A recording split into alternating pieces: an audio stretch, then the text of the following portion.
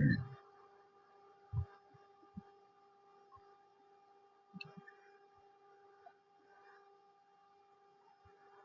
बच्चों, कैसे आप सभी लोग। उम्मीद करता हूँ सभी लोग अच्छे होंगे, मस्त होंगे, जबरदस्त होंगे। तो हमारी क्लासेस चल रही थी बच्चों कक्षा 10 की विज्ञान विषय की। और हम अभी तक हमारे 2 चैप्टर पूरे कर चुके हैं, जिसके अंदर पहला था रासायनिक अभिक्रिया और समीकरण का, वो अध्याय हमने पूरा कर लिया है। और दूसरा जो अध्याय था आपका अम्ल और क्षार तथा लवण वाला, वो भी मैंने पूरा करवा दिए हैं। उसके जो भी प्रश्न बनते हैं, क्वेश्चन बनते हैं, वो सारे के सारे मैंने आपको बता दिए हैं। हमारा जो अध्याय चल रहा था नंबर 3 धातु, उस हमारी एक हो चुकी है बच्चों। आज कल हम नेक्स्ट पार्ट चिपकने वाला है। इसके अंदर डिटेल हमने पढ़ ली, पढ़ी तो बेसिक नॉर्मल चीजें हमने पढ़ी कि धातुएं क्या होती हैं, अधातुएं क्या होती हैं, धातु कैसे ऑक्साइड बनाते हैं, अधातुएं कैसे ऑक्साइड बनाते हैं, इसके बारे में हमने देख लिया।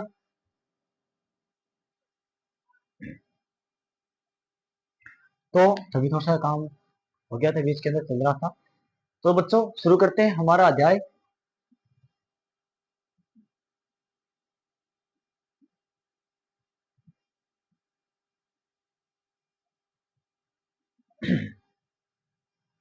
तो आज जो शुरू होने वाला है अध्याय नंबर 3 का, जो पार्ट नंबर 2 है, इसके अंदर हम देखेंगे कि जो धातुएं होती हैं उसका दहन किस प्रकार से होता है, ये जल के साथ में विक्रिया कैसे करती हैं, भाप के साथ में विक्रिया कैसे करती हैं, किस प्रकार से ये क्या क्या रिलीज करती हैं। मतलब जैसे ही भाप के साथ में विक्रिया करेंगे तो किन का निर्माण होगा, जल के साथ में विक्रिया करेंगे तो किसका निर्माण होगा, ऑक्सीजन के साथ विक्रिया करेंगे तो किन का निर्माण होगा, और इनका ज्वाला मतलब दहन होगा तो किसका निर्माण होगा। ये सारे के सारे बातें हम पढ़ने वाले हैं। फिर मैं बात करूंगा ऑक्साइड के बारे में, कि धातु से बनने वाले जो भी ऑक्साइड होते हैं और अधातु से बनने वाले जो भी ऑक्साइड होते हैं वो कैसे होते हैं। ठीक है, उसके बारे में बात करने वाला हूं।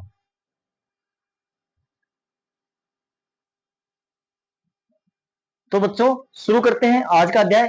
तो ज्वाइन के लिए जल्दी से जल्दी चैनल को लाइक जरूर कर देना, वीडियो को लाइक जरूर कर देना, चैनल को सब्सक्राइब जरूर कर लेना और अपने दोस्तों से शेयर जरूर करना बच्चों। क्योंकि जो शुरू होने वाला है अध्याय नंबर 3 आपका, उसका पार्ट नंबर 2 है और आज हम शुरू करने वाले हैं। तो शुरू करते हैं बच्चों, ज्यादा समय नहीं खराब करते हुए तो शुरू करते हैं आज का हमारा जो पार्ट है वो। तो सबसे पहले हेडिंग लगाइए बच्चों, वो लगानी है आपको कि धातुओं का रासायनिक गुणधर्म। ये सबसे आपको पहले हेडिंग लगानी है, फिर हम एक एक गुणधर्म के बारे में बात करेंगे। तो लिखिए धातुओं के धातुओं के रासायनिक गुणधर्म। रासायनिक गुणधर्म, धातुओं के रासायनिक गुणधर्म क्या होते हैं? Chemical properties of metal. मैं बात कर रहा हूं किसकी? केमिकल प्रॉपर्टीज ऑफ मेटल की बात कर रहा हूं, मेटल की बात कर रहा हूं कि वो कौन से होते हैं। आप ये सोचना कि बच्चों की हमें कौन से टॉपिक करवाने जा रहे हैं, ये एग्जाम में आएंगे कि नहीं आएंगे। जो भी इंपोर्टेंट टॉपिक है सारे के सारे मैं पहले आपके नोट्स बना रहा हूँ, फिर उससे आपकी क्लास बता रहा हूँ, क्योंकि मैं नहीं चाहता कि आपको कुछ एक्स्ट्रा लिखाया जाए। वही लिखा रहा हूँ जो एग्जाम में पूछता है और एग्जाम में पूछे जाएंगे। ठीक है, और मैं गारंटी से बोल देता हूँ आपको, जितना भी मैं आपको करवा रहा हूँ इन्हीं में से आएगा, इनसे बाहर कुछ नहीं जाने वाला है। ये आज आप अभी लिख लीजिए, किसी भी ब्लैंक पेपर पर लिख लीजिए। जब आप एग्जाम देख के आओगे तो आपको पता लग जाएगा कि सर वास्तव में आपने जो करवाया था उसी से हमारा सारा का सारा पेपर फंसा है। ठीक है ना, तो जितना मैं करवा रहा हूं आप लिख लीजिए। पहले मैं आपको लिखाऊंगा इस चीज को, नोट्स को लिखाऊंगा, फिर समझाऊंगा। ठीक है ना, तो देखिए अब इसके अंदर हमारा पहला जो बिंदु है वो है धातुओं का वायु में दहन। ये आप लगा लीजिए बच्चों ए पॉइंट। क्या लगाएंगे? ए पॉइंट लगाएंगे। धातुओं का धातुओं का वायु में दहन। वायु में दहन। अब आप समझ रहे होंगे कि दहन का मतलब क्या होता है। अब ये सीधा सिंपल सी इसने बात बोली है कि धातुओं का वायु में दहन किस प्रकार से होता है। हमने देखा कि जब कोई चीज जलती है तो वो किसकी उपस्थिति में जलती है बच्चों? वो जलती है ऑक्सीजन की उपस्थिति में। किसकी उपस्थिति में जलती है? ऑक्सीजन की उपस्थिति में जलती है। तो हम क्या करेंगे, किसी भी चीज का दहन कराएंगे, उसे जलाएंगे, तो हमें किसकी डिमांड रहेगी, किसकी आवश्यकता रहेगी? ऑक्सीजन की आवश्यकता रहेगी। तो हम क्या करेंगे, उस धातु को क्या करेंगे बच्चों, ऑक्सीजन की प्रेजेंस में, ऑक्सीजन की उपस्थिति में जलाएंगे, और हमें क्या प्राप्त होगा? हमें उनके ऑक्साइड प्राप्त होंगे। क्या होंगे उनके? उन धातुओं के जो क्या मिलेंगे, हमें ऑक्साइड प्राप्त होंगे। तो इसमें आप लिखेंगे बच्चों, लिखेंगे कि सभी धातुएं ऑक्सीजन के साथ मिलकर धातु ऑक्साइड बनाती है। क्या लिखेंगे? कि सभी धातुएं ऑक्सीजन के साथ मिलकर धातु ऑक्साइड बनाती है। पहले लिख लीजिए फिर समझा दूंगा आपको कि सभी धातुएं ऑक्सीजन के साथ मिलकर ऑक्सीजन के साथ मिलकर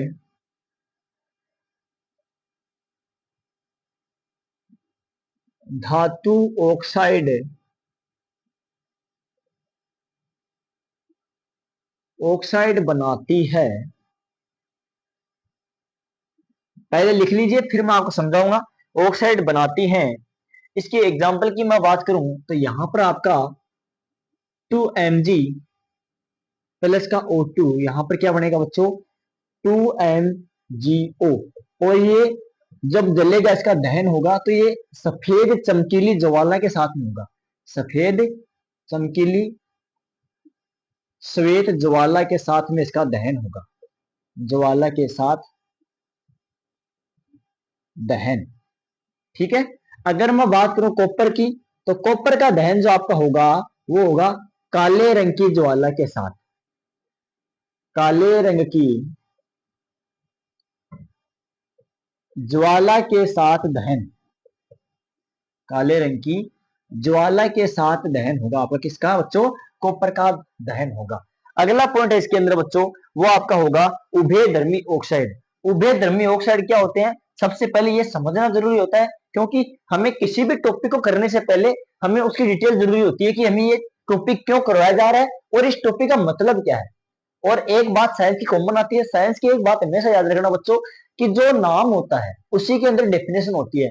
मतलब कि साइंस की मजेदार बात है कि जैसा नाम होगा उसमें से ही आपकी परिभाषा निकल के आएगी उस चीज की, उस बिंदु की।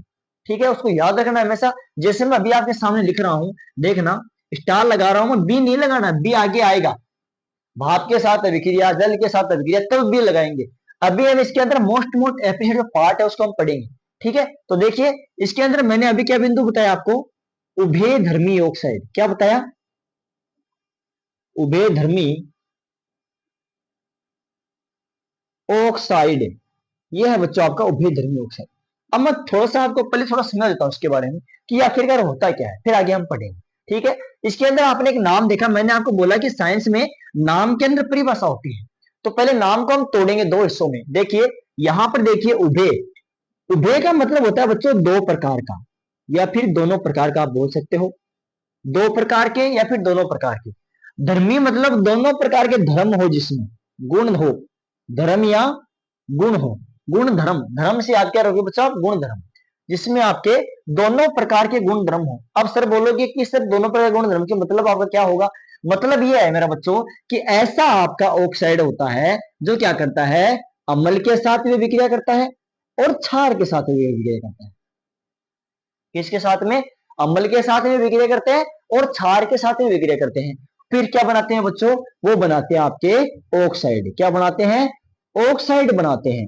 और ऑक्साइड जो बनते हैं और साथ में लवण और जल भी बनते हैं। ठीक है, ये होता है बच्चों आपका उभयधर्मी ऑक्साइड। अब मैं थोड़ा सा आपको फिर से एक बार समझ देता हूँ पूरा, फिर हम उभयधर्मी ऑक्साइड को नेक्स्ट दोबारा लिखेंगे। ठीक है, धातुओं के रासायनिक गुणधर्म, धातुओं का वायु में दहन क्या होता है। सभी धातुएं ऑक्सीजन के साथ में मिलकर धातु ऑक्साइड बनाती है। जैसे मैंने बात की 2 mg प्लस का O2, जैसे मैग्नीशियम 2 mg प्लस का O2 बना तो हमारे पास क्या बना? 2MgO। ठीक है, तो ये क्या हो गया? मैग्नीशियम जो आपका सफेद चमकीली ज्वाला के साथ में जलेगा। ऐसे बात को मैं अगर मैग्नीशियम जब मैं कॉपर लूं तो कॉपर कैसी ज्वाला के साथ जलेगा बच्चों? काली ज्वाला के साथ में कॉपर जलेगा। ठीक है, उसका दहन होगा। अब हम बात करेंगे बच्चों नेक्स्ट स्लाइड के अंदर उभयधर्मी ऑक्साइड क्या होते हैं उसके बारे में हम देखने वाले हैं। ठीक है, इसी पार्ट ए में ये बात चल रही है। पार्ट बी आपका नेक्स्ट अभी आएगा, वो थोड़ी देर में देखना बच्चों। अब हम लिखना है इंपोर्टेंट एक्सरसाइज है, इंपोर्टेंट डेफिनेशन है उभयधर्मी ऑक्साइड। उभयधर्मी ऑक्साइड, उभयधर्मी ऑक्साइड। अब उभयधर्मी ऑक्साइड क्या होते हैं बारे में थोड़ा देंगे हम। लिख लीजिए, पहले को लिखा देता हूं फिर हम समझेंगे। देखिए इनके सबसे पहले प्रकृति की बात मैं करूं, नेचर जो होती है उसकी कैसी होती है बच्चों? क्षारीय। इनकी नेचर होती है, प्रकृति जो होती है वो होती है क्षारीय प्रकृति होती है। ठीक है, अभी लिखिए ऐसे धातु ऑक्साइड जो, ऐसे धातु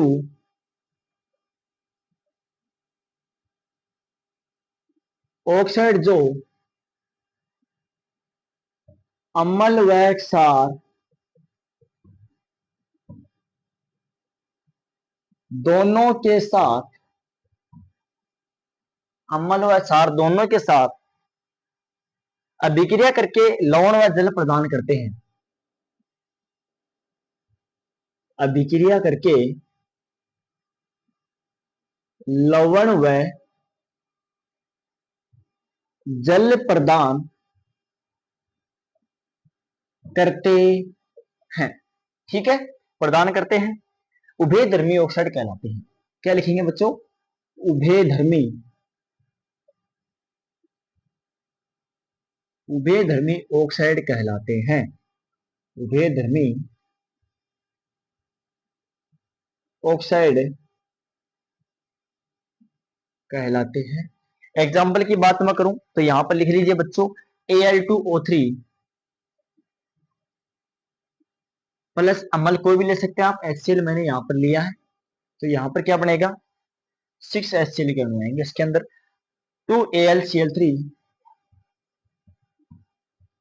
प्लस का आपका H2O और बन जाएगा। ठीक है, अब यहां पर जल मैंने क्यों निकाला? क्योंकि इसके अंदर बोला गया है कि लवण और जल प्रदान होता है। ठीक है, अब धातु ऑक्साइड का जल में घुलनशीलता, धातु ऑक्साइड का जल में घुलनशीलता मतलब क्या होता है उसको हम थोड़ा सा समझेंगे। कि इसको मैं थोड़ा सा लिखा देता हूं, पहले आपको लिख लीजिए, ये भी पॉइंट है इसके अंदर कि धातु ऑक्साइड की जल में घुलनशीलता, लिख लीजिए, धातु ऑक्साइड की जल में घुलनशीलता, जल में घुलनशीलता मतलब ये कैसे सोल्यूबल होगा, इसके अंदर घुलनशील होगा, उसके बारे में बात करेंगे। अधिकांश धातु ऑक्साइड जल में अघुलनशील है, लेकिन इनमें से कुछ जल में घुलनशील क्षार प्रदान करते हैं। अधिकांश क्या होता है बच्चों? अघुलनशील होते हैं। कैसे होते हैं? अघुलनशील होते हैं, होते हैं, परंतु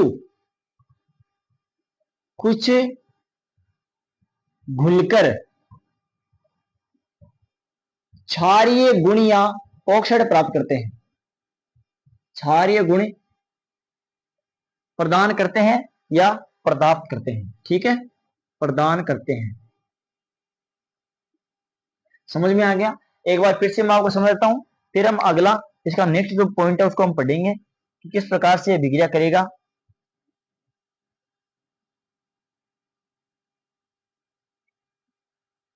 जैसे मैं आपको एक रिएक्शन भी लिखा दूंगा अभी यहाँ पर, सोडियम की और पोटेशियम, कोई भी एक लिख लीजिए। पहले देखिए उभयधर्मी ऑक्साइड क्या होते हैं, प्रकृति उसकी क्षारीय होती है। ऐसे धातु ऑक्साइड जो अम्ल व क्षार दोनों के साथ में अभिक्रिया करके लवण व जल प्रदान करते हैं, उभयधर्मी ऑक्साइड कहलाते हैं। Al2O3 प्लस में 6HCl, यहाँ पर क्या बन जाएगा? 2AlCl3 प्लस का 3H2। धातु ऑक्साइड की प्रकृति कैसी होती है? जल में घुलनशीलता होती है, नहीं होती? अधिकांश जो होते हैं वो अघुलनशील होते हैं, मतलब घुलते नहीं है। ठीक है ना, सोल्यूबल नहीं होते हैं, लेकिन कुछ ऐसे होते हैं जो घुलते हैं लेकिन क्षारीय माध्यम प्रदान करते हैं, क्षारीय गुण प्रदर्शित करते हैं, जिसके अंदर पोटेशियम हो गया, सोडियम हो गया। अब इनकी रिएक्शन लिख लीजिए, फिर हम समझेंगे। ठीक है, आगे लिखिए।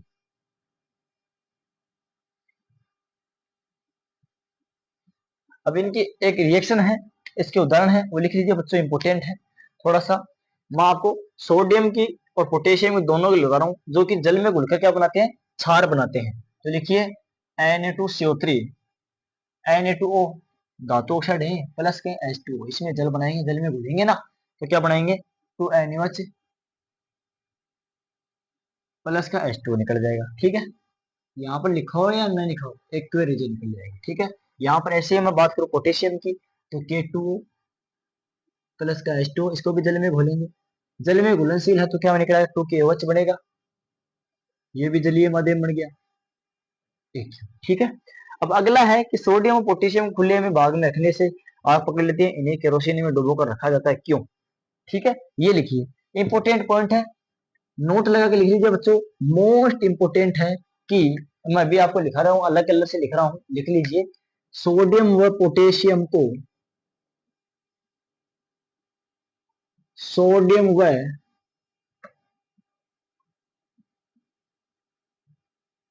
पोटेशियम को खुले में क्यों नहीं रखना जाता? क्यों नहीं रखा जाता है? ठीक है, अब इसका उदाहरण, इसका उत्तर लिखेंगे, आंसर जो लिखेंगे वो लिखेंगे क्योंकि सोडियम व पोटेशियम, क्योंकि सोडियम व पोटेशियम, ये सोडियम और पोटेशियम अधिक क्रियाशील धातुएं हैं, अधिक क्रियाशील धातुएं हैं। अब ये धातु वाला कॉन्सेप्ट आपको आगे समझ में आएगा जब मैं सक्रियता श्रेणी के बारे में बात करूं, कौन सी धातुएं क्रियाशील होती है, कौन सी नहीं होती है, कौन सी कम होती है, कौन सी ज्यादा होती है, कौन सी मध्यस्थ होती है। ठीक है, अधिक क्रियाशील धातुएं हैं जो कि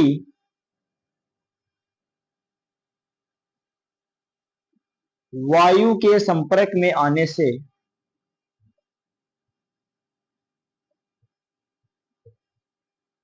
से आग पकड़ लेती हैं, आग पकड़ लेती हैं। इसलिए इन्हें केरोसिन या पेट्रोल में डुबोकर रखा जाता है।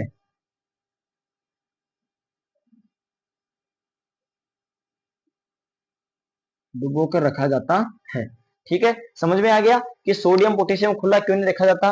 क्योंकि सोडियम और पोटेशियम क्या होता है, अत्यधिक क्रियाशील धातुएं होती हैं जो क्या करती हैं, वायु के साथ में विक्रिया करके बच्चों आग उत्पन्न करती है, मतलब ज्वाला उत्पन्न करती है, जल उठती है। ठीक है, थोड़ा सा पानी पी लेता हूं मैं एक बार अभी।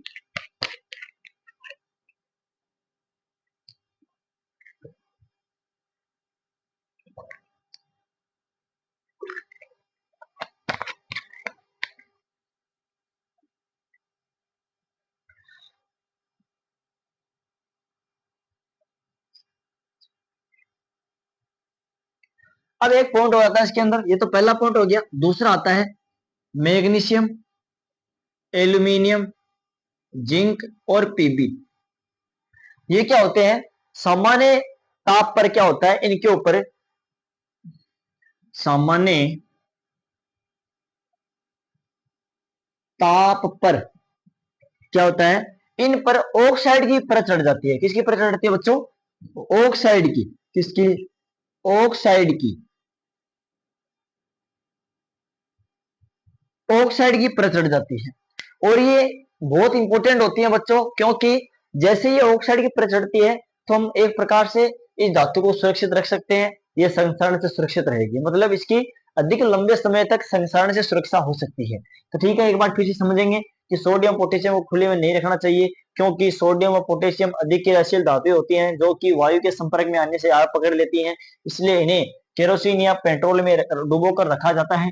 मैग्नीशियम, एल्यूमिनियम, जिंक, पीबी सामान्य ताप पर ऑक्साइड की परत चढ़ जाती है। इन सभी पर सामान्य ताप पर क्या होता है बच्चों, ऑक्साइड की परत चढ़ जाती है और इसी प्रक्रिया को हम एक प्रक्रिया के नाम से जानेंगे बच्चों, इसका नाम है एनोडीकरण। क्या बोलेंगे बच्चों?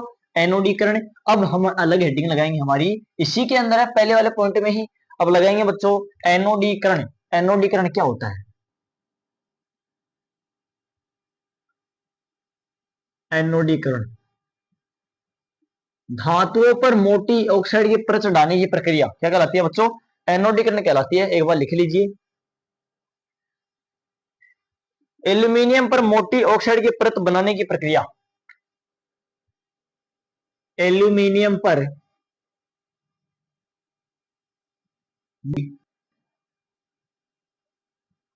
ऑक्साइड की परत चढ़ने की क्रिया को एनोडीकरण कहते हैं।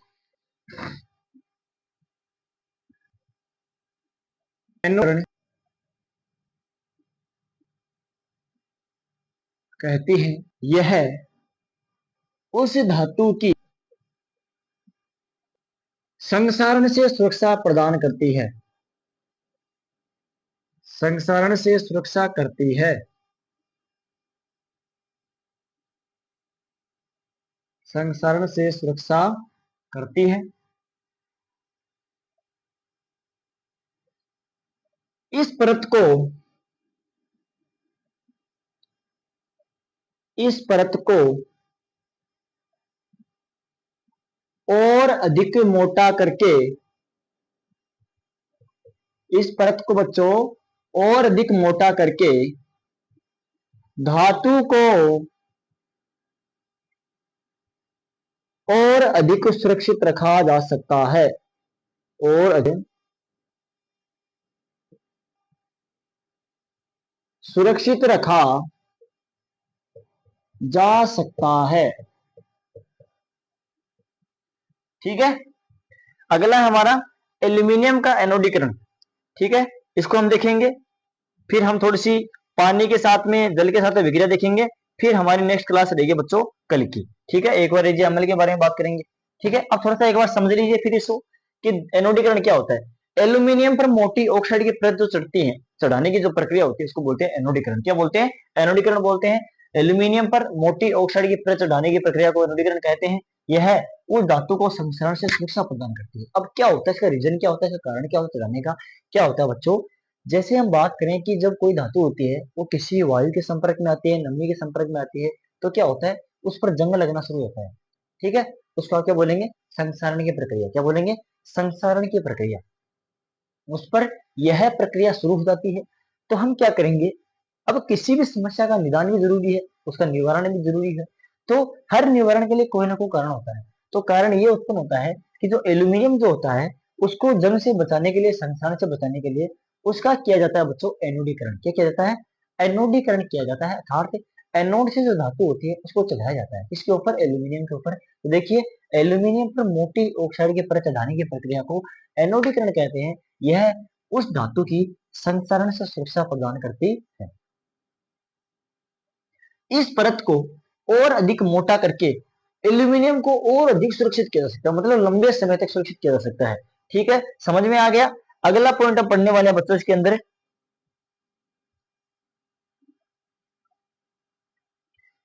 इसके अंदर पॉइंट है एल्यूमिनियम का एनोडीकरण। ये आप कर लेना, H2SO4 अम्ल के साथ में दिखाएंगे चमकीली वस्तुओं बनाने में, ये इंपोर्टेंट है। ठीक है, एनोडीकरण की बात मैं करूं तो डायग्राम है इसका बुक के अंदर, वो देख लेना बच्चों। यहाँ पर क्या होता है, ये एनोड है और ये कैथोड है, और यहाँ पर ये CuSO4 कॉपर सल्फेट का विलयन है।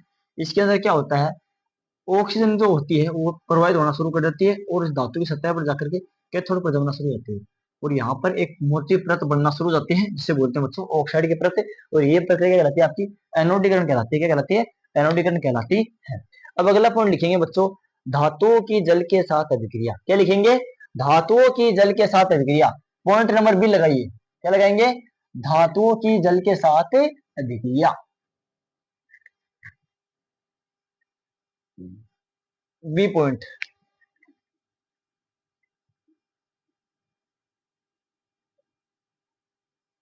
धातुओं की जल के साथ अभिक्रिया, धातुओं की जल के साथ अभिक्रिया। अब इसमें थोड़ा सा लिखेंगे पहले, फिर मैं आपको समझा दूंगा। पहले आप थोड़ा सा नोट कर लीजिए, फिर मैं आपको एक एक चीज आपको अच्छे से समझाऊंगा। ठीक है, धातु जल के साथ अभिक्रिया करके H2 गैस उत्पन्न करती है। जल के साथ अभिक्रिया करके H2 गैस उत्पन्न करती है, H2 गैस उत्पन्न करती है। जल में घुलनशील धातु ऑक्साइड उत्पन्न करती है और इसे धातु हाइड्रोक्साइड बनते हैं। वह धातु हाइड्रोक्साइड भी बनते हैं, धातु हाइड्रोक्साइड भी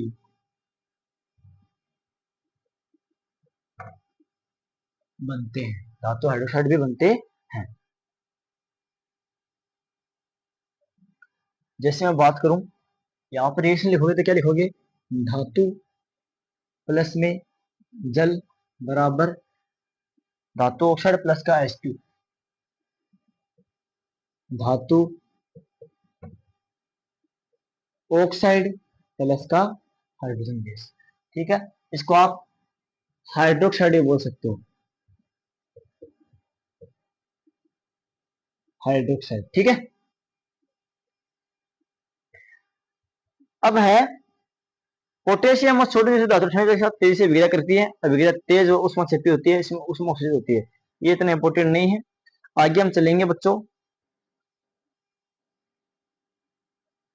हाँ, एक पूछा जाता है बच्चों क्रियाशीलता क्रम, किसमें सबसे अधिक क्रियाशील कौन सी होती है, ये इंपॉर्टेंट है, ये आप लगा लीजिए।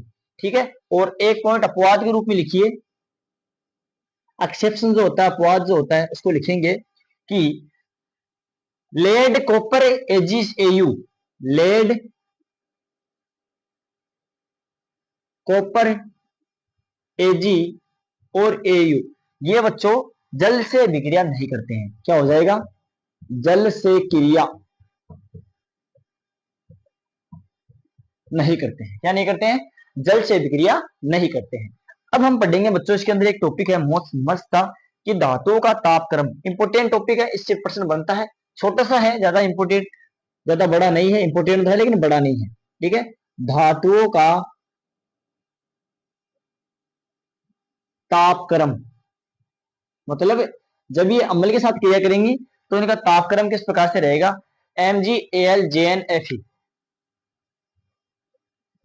मैगी में डाला आलू, फिर आई जान, फिर हम चले गए फ्री फायर खेलने। ठीक है, अब इसको याद कैसे करेंगे बच्चों, मैंने अभी आपको जैसे लिखते लिखते बोला है, ऐसे वैसे आपको याद करना है। क्या लिखोगे, मैगी में आलू डालते ही, मैगी में आलू डालते ही आई जान। क्या ये बच्चों, जान आई, जान आई तो क्या हो गया, फिर हम फ्री फायर खेलने चले गए।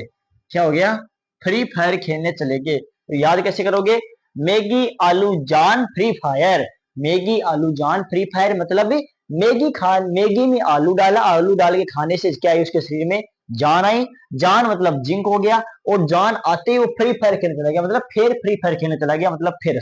ठीक है, तो मैगी मतलब मैग्नीशियम, आलू मतलब एल्यूमिनियम, जान मतलब जिंक, और फेरी मतलब फेरी फायर खेलने मतलब फेरस हो गया। ठीक है, तो तापक्रम का क्रम आपको याद हो गया कि कौन सा अधिक तापशील होता है, कौन सा अधिक क्रियाशील होता है। ठीक है, अगला बिंदु हम पढ़ेंगे बच्चों इसके अंदर एक्वा रेजिया अमलराज, और आज की क्लास का ये लास्ट टॉपिक रहेगा, इंपोर्टेंट टॉपिक है, इसको याद रखना कि अमलराज क्या होता है, यह किस प्रकार से बनता है, एग्जाम में किस प्रकार से यह आता है।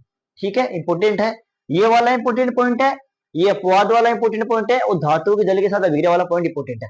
जो भी करवा रहा हूँ सारे का सारा इंपोर्टेंट है। ठीक है, अभी लिखेंगे हम बच्चों एक्वा रेजिया, मतलब अमलराज, कि अमलराज होता क्या है। यहाँ पर नाम से समझो आप कि अमलराज क्या होता है, अमलों का राजा। क्या होता है, अमलों का राजा। तो अब लिखेंगे आज की इस क्लास का लास्ट टॉपिक जो है वो आपका है एक्वा रेजिया। लिखिए एक्वा रेजिया,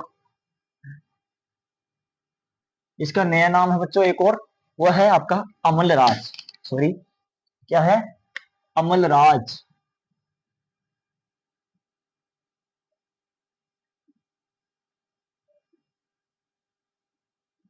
अमलराज, अब शॉर्ट में अगर मैं बताऊं आपको, इसके अंदर आपको शॉर्ट में याद करना तो ऐसे याद कर सकते हो, अमलराज बराबर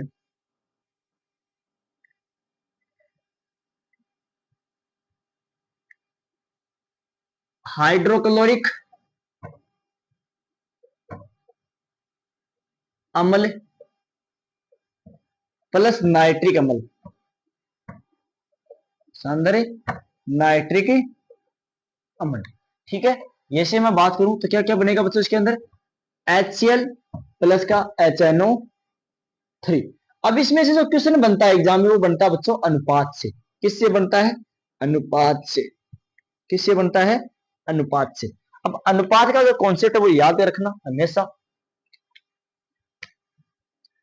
HCl अनुपात HNO3, इनका जो अनुपात होता है वो किस प्रकार से होता है वो आप लिखेंगे। तो HCl जो होता है बच्चों वो तो आपके लेंगे 3 और HNO3 लेंगे आपका 1। ऐसे अगर आपको याद नहीं होता है तो छोटी सी ट्रिक आपको लगा देता हूं, याद कर लेना।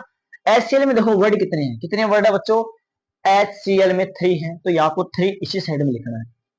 किधर भी आपको एग्जाम में बोले कि नाइट्रिक अम्ल और HCl को किस अनुपात में मिलाया जाता है, तब तो आपका होगा 1:3। अगर बोले HCl और नाइट्रिक अम्ल को किस अनुपात में मिलाया जाता है, तब बोलोगे यहाँ पे 3:1। इसको कंफ्यूज करता है बच्चों एग्जाम में, इसको याद रखना, ध्यान रखना।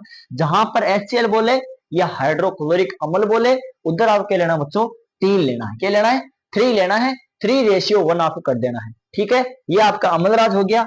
इसके अंदर आपको बता देता हूं कि रॉयल जल का लैटिन शब्द है।